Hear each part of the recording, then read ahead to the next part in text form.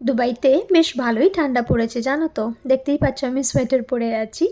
আজকে কি হয়েছে বলো তো, অফিস থেকে আসার পর তন্ময় বললো তো আমাকে দুটো বাড়িতে পরার সোয়েটার কিনে দেবে, আর গরম প্যান্টগুলো হয় না সেগুলো কিনবো আর কি। কারণ রুমের ভেতরে একদম চিল্ড এসি, প্রচণ্ড ঠান্ডা লাগে, তাই একদম বাড়িতে পরার জন্য সিম্পল সোয়েটার। তো টার্টল নেকের দুটো সোয়েটার নিলাম আর দুটো গরম প্যান্ট নিলাম। কিনে আমরা সোজা চলে যাচ্ছি ভিভা সুপার মার্কেট। ভিভা হচ্ছে আমাদেরই ল্যান্ডমার্কের সুপার মার্কেট ফুড চেইন আর কি।